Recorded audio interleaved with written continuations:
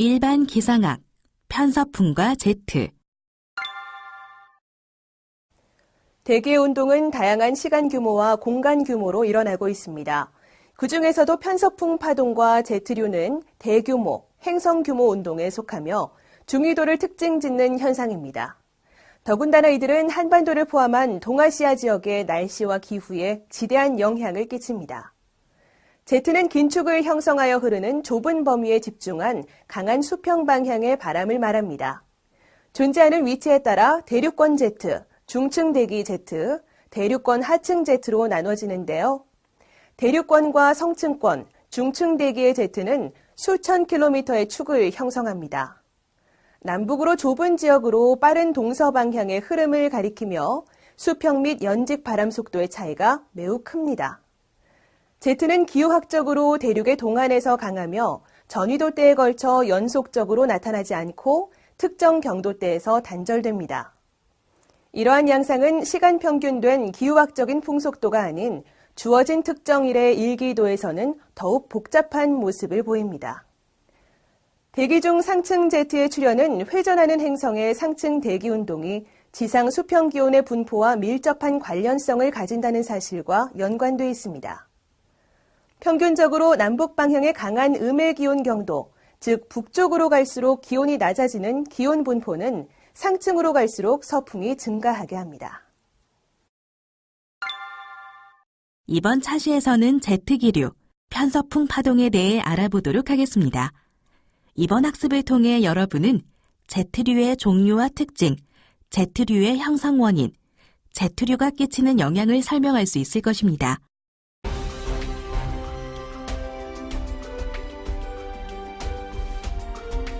(1) 제트기류. 제트기류는 긴 축을 형성하며 좁은 범위에 집중돼 흐르는 강한 수평류로 존재하는 위치에 따라 대륙권 제트, 중층 대기 제트, 하층 제트로 구분됩니다. 대륙권 및 성층권의 제트기류는 수천 킬로미터의 축을 형성하고 있으며 제트기류의 방향에서 직각으로 펼쳐진 범위는 수백 킬로미터에 이릅니다. 제트기류는 좁은 범위에 강한 흐름이 집중되어 있으므로 풍속의 수평 및 연직 시야가 매우 큰데요. 그림에서 보는 것처럼 한대 제트와 아열대 제트가 있습니다. 한대 제트는 남북으로 크게 사행하고 장소와 시기에 의해 두 개가 되는 일도 있으며 아열대 제트와 비교해서 변동이 크므로 평균도나 대상 평균도 등에서는 나타내기 어렵습니다. 기후학적으로는 대상 편서풍의 극대 지역을 제트기류라고 하며 국소적으로 상층 기압에 고래 부수된 강풍력을 가리키는 일도 있습니다. 대기 대순환의 지식이 증가함에 따라 편동풍 때에도 강풍력의 존재가 확인되어 편동풍 제트라고 부르게 되었으며 더욱이 기상학에 있어서의 제트기류의 정의는 확대되고 최근에는 850헥토파스칼면 등에서 집중호우일 때 보이는 강풍을 하층 제트라고도 합니다. 제2차 세계대전 발발 이전까지는 약 6km 고도 이상에서는 바람장의 구조에 대해 알려진 바가 거의 없었습니다. 그러나 제2차 세계대전을 기점으로 9km 정도의 상층 바람장에 대한 예보가 필요해졌고 6km 이상의 고도에 대한 자료가 여러 단계의 이론과 경험식을 바탕으로 작성되기 시작했습니다. 당시 유명한 기상학과 해양학의 이론가였던 로스비는 1956년 타임즈 기사에서 강한 서풍 계열의 상층 바람을 제트 스트림이라고 명명하였습니다. 참고로 독일 기상학자 세일코프가 제트 스트림을 의미하는 독일어 스트라이츠 다몽을 그 이전에 사용한 바 있습니다.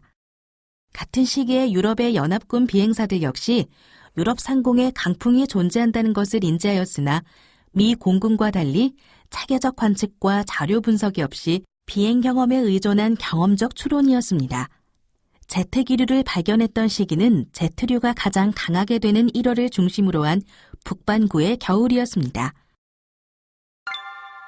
한대전선 제트기류의 생성 원인에 대해 살펴보면 한대전선은 남쪽에서 따뜻한 공기가 북상하고 북쪽에서 차가운 공기가 남하하여 양자가 충돌하며 발달합니다.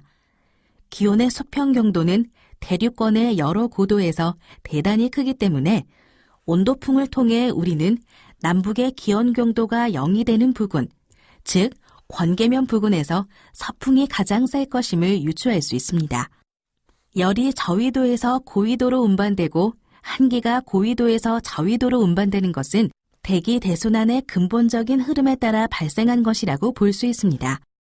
아열대 제트기류에 대해 살펴보면 그림에서 제트기류의 남쪽 300헥토파스칼부터 하층에서는 등온선이 거의 수평이고 기온의 수평 경도도 아주 작은 것을 볼 수 있습니다. 따라서 아열대 제트기류의 생성 원인은 한대전선 제트기류의 생성 원인과는 달리 대륙권과는 관계가 적거나 없어 보입니다. 단 250헥토파스칼 이상의 상공에서 온도가 수평 경도를 보이는데 이는 아열대 제트기류의 강한 서풍에 맞추어 기온 경도가 생겨난 것이라고 유추해 볼 수 있습니다. 결국 아열대 제트기류가 생기는 원인은 다른 위도에서 아열대로 각 운동량이 수송되기 때문입니다. 저위도에서와 고위도에서 지구의 둘레가 다르기 때문에 풍속 역시 다른데 편서풍을 타고 고위도로 올라가는 저위도의 서풍이 각 운동량 보존 법칙에 따라 상대적으로 빠른 풍속을 그대로 유지하고 있어 기존의 풍속에 비해 빠른 제트기류가 형성됩니다. 제트기류는 특정 지역에만 존재하는 것이 아니라 경도 방향으로 넓게 분포되어 있으며 이를 발견한 이후 대기를 직접 관측하여 전 지구적 구조가 서서히 밝혀지기 시작했습니다. 또한 제트기류는 지표 조건이 경도 방향으로 균일하지 않고 경합 불안정이 있어 경도 방향으로 일정한 분포를 갖지 못하며 상대적으로 강한 곳과 약한 곳, 남북의 범위가 좁은 곳과 넓은 곳이 있습니다. 제트기류의 구조를 살펴보면 먼저 대륙권 제트기류는 위도 30에서 50도에 분포합니다. 풍속이 최대인 곳을 제트기류의 핵 또는 축이라고 일컫는데 남반구와 북반구 모두 약 200헥토파스칼 등압고도 부근에서 최대 풍속을 보이며 겨울철 북반구에서는 약 40m/s까지 풍속이 빨라집니다.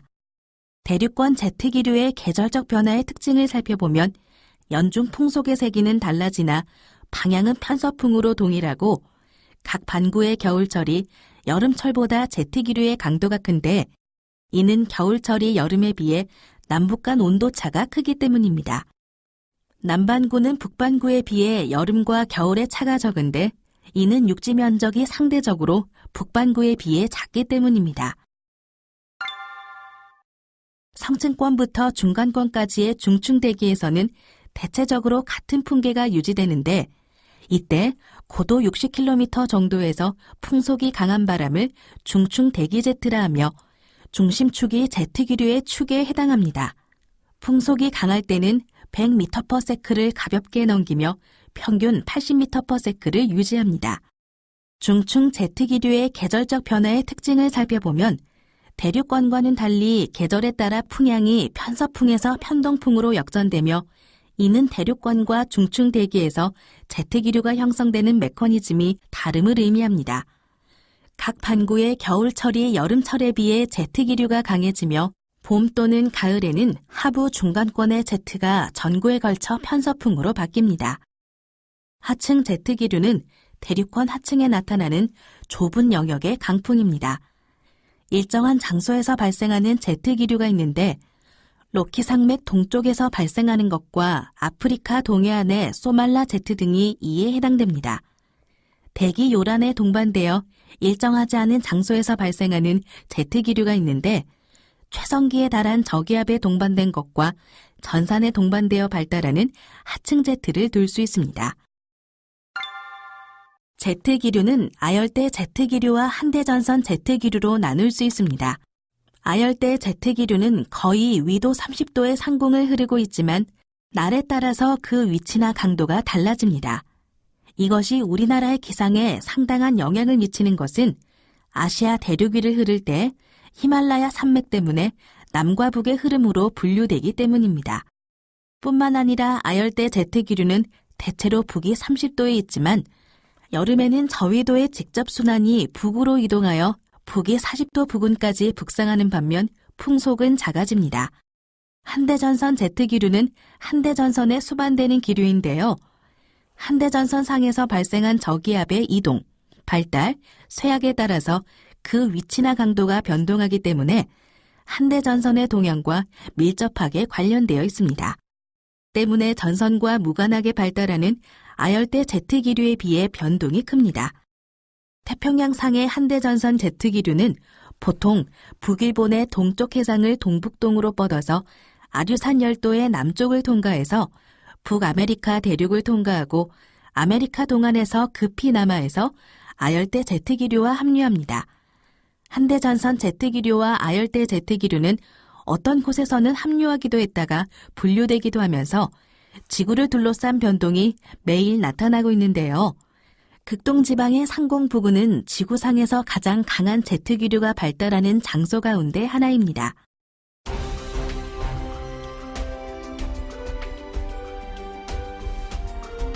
2. 편서풍과 파동.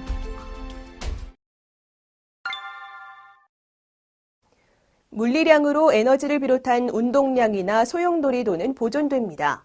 마찰이나 위력이 없는 경우 대기 중에 공기덩이가 지니고 있는 절대 소용돌이도는 공기덩이의 현재 위치에서의 지구 회전과 연관된 소용돌이도 양과 공기덩이가 지상에 대하여 상대적으로 운동하기 때문에 가지는 소용돌이도의 합으로 표시됩니다.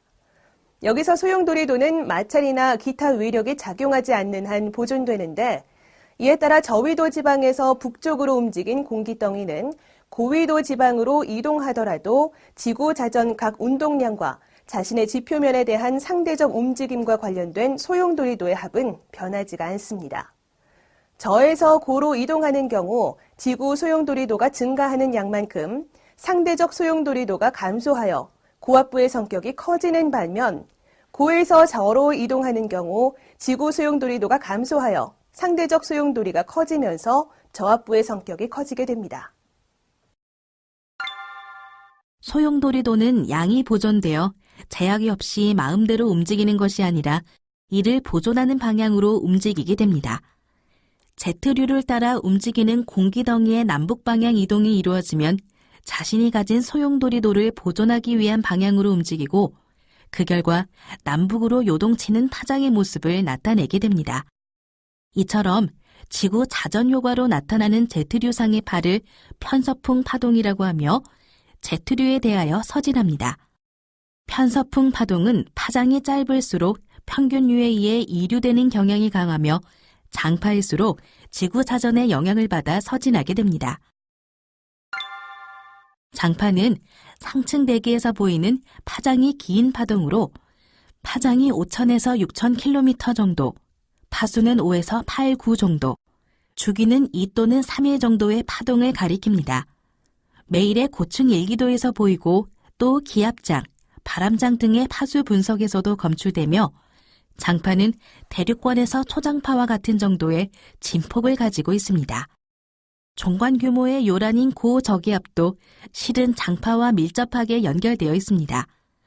상층 기압의 골과 마루에 대응해서 지표면에 저기압과 고기압이 있고, 기온의 편의와 연직 속도의 분포가 유효 유체 에너지를 운동 에너지로 변화하도록 조합해서 경합적인 요란의 입체 구조를 가지고 있습니다.